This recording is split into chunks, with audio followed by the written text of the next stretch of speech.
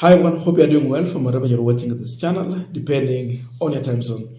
Now, if you check in the newspapers today, you will see that the discussion is all about Gachagwa and the impeachment. That is the man who is in the headline, making the news. Sunday Nation, inside plot to impeach Gachagwa. So if you read that story, Deputy President Gachagwa is a man on the rope. Sources within the presidency and the National Assembly have indicated that his impeachment is a done deal and a matter of when, not if. A 5-member committee of lawyers have been set up to draft the impeachment motion and assess whether it can pass the 2/3 threshold. The whole story on page 6 and 7. You check on Taifa, Jumapili, Gachagwa alipuka. Of course, Gachagwa shared information during the interview, revealing that he's being frustrated to an extent he has been blocked from the WhatsApp groups where the details concerning President Diary is being shared. Now, weekly review, his goose is cooked. The dice is cast. Heightened maneuvers over the past fortnight in the restive Mount Kenya, seeking to cut off embattled Deputy President Gachagwa from his political base, seems designed to set the ground for an impeachment push to be tabled in Parliament. Those are some of the headlines in the newspaper. So it is all about Gachagwa's impeachment. And we've also heard from the Kimilili Member of Parliament, Didmas Baratha, warning regarding Gachagwa and, informing the nation that Gachagwa's impeachment is inevitable. They are, in plan to prepare for Gachagwa's impeachment. According to Didmas Baratha, Gachagwa might be celebrating the Christmas holiday at his village as a civilian, but not as a deputy president anymore. That means within this year, a possibility of Gachagwa's impeachment is here. Rigathi Gachagwa impeached himself 1 year ago. Juzi amesema sisi wabunge tumenunuliwa, ati tupeleka yeye nyumbani.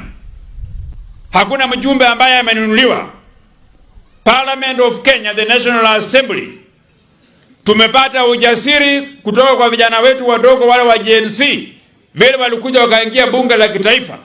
Sisi pia bunge la kitaifa tumeamua tunakuwa huru, tumeamua kutetea demokrasia ya Kenya, tumeamua kupingana na maneno ya ukabila Kenya hii, na tumesema kabla mwaka huu ikwishe, Rigathi Gachagwa, the Deputy President of the Republic of Kenya, atakula Christmas akiwa raia wa kawaida, ndio aendelee na maneno yake ya ukabila huko kwa kijiji yake huko. Huyu Rigathi Gachagwa, huyu naibu rais huyu, ameenda kwao huko Karatina akafanya mkutano. Akaanza kusema ati Moses Wetangula hafai kuwa Speaker of the National Assembly, ati kwa sababu watu ya Bungoma hatukupiga kura ambayo inalingana na cheo hiyo, nafasi hiyo ya Moses Wetangula. Akasema vile vile kwa Musalia Mudavadi. Now, as we continue with the panel discussion, just a quick request for those who are watching and you have not yet subscribed, please consider subscribing. To our return subscribers, I must say thank you so much. And again, to all our viewers, please give this video a thumbs up. Thank you so much, and back to this discussion. Now, the issue is here. when it comes to impeachment of Rigathi Gachagua, it is not very hard to achieve the threshold in terms of makosa ambayo amefanya. It is very, very easy, and even for any other politician in this country. Why? Because most of the politicians in this country are corrupt. They have corruption cases. And you know, ukitumia maneno ya corruption, it is easy. Very easy. There has been discussion about a 2 billion parcel of land next to Jomo Kenyatta International Airport, JKIA.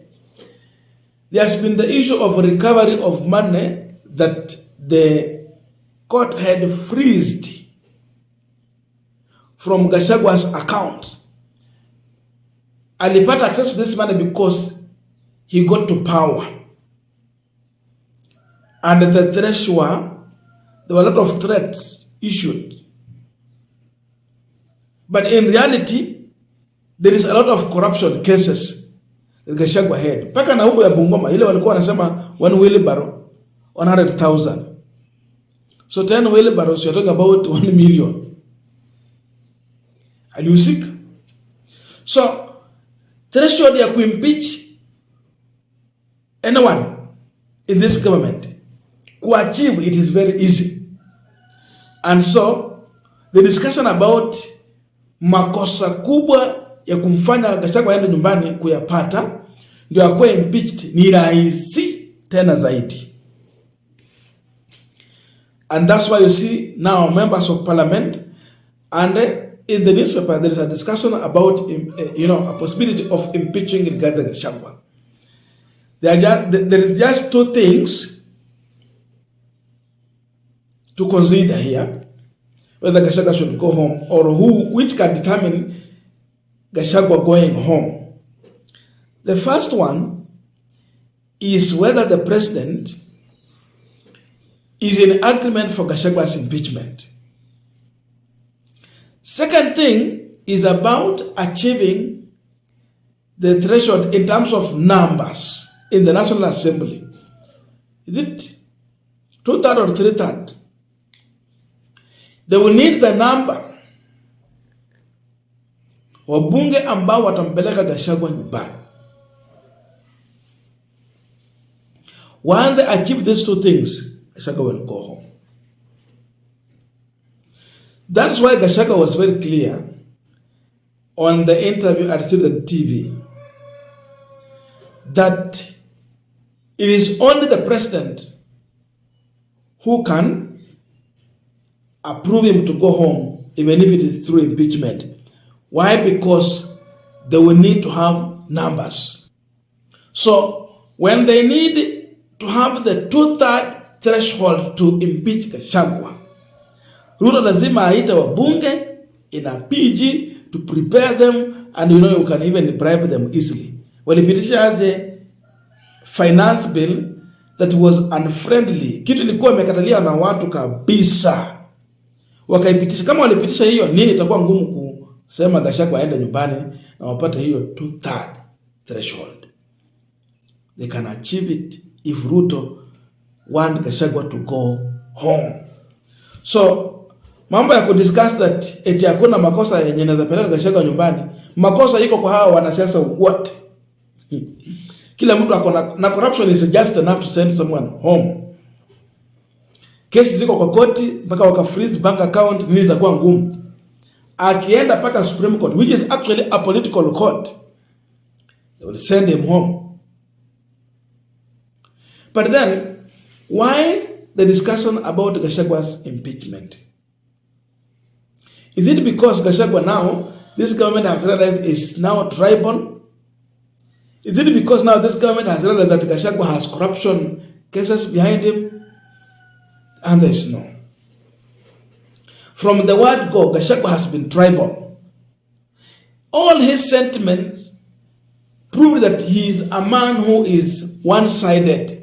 And as much that brought him to a national table where national politics should be discussed, actually was discussing about regional and tribal politics. Hajaanza saizi, walimjua kuanzia kitambo.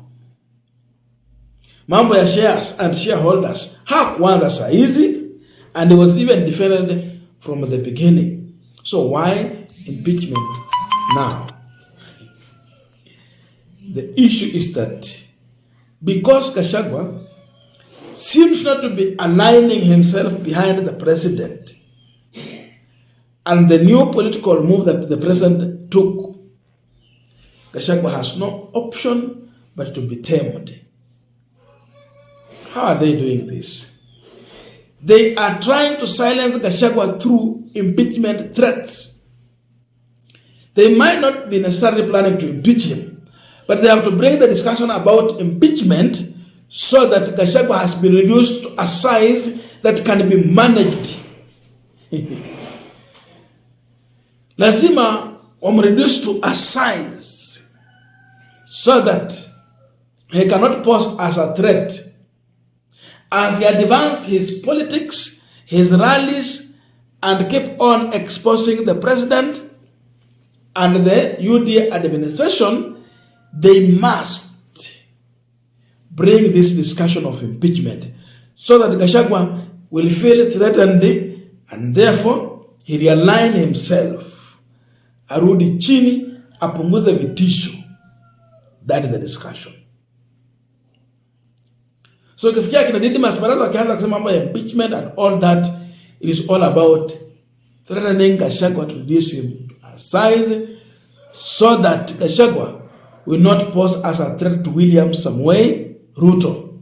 So it is because Gachagwa is not aligning himself to William Ruto, he is actually forming his own political campaign machinery, which is a threat to William Ruto. So they have to bring this discussion so that Gachagwa will be,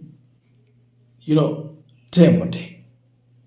Now, kizidi zaidi, there can also be a possibility Gachagwa will be impeached and replaced by another person from Mount Kenya. Hiyo tamu ishe, ndio mpango wengine wa baadaye ukuje.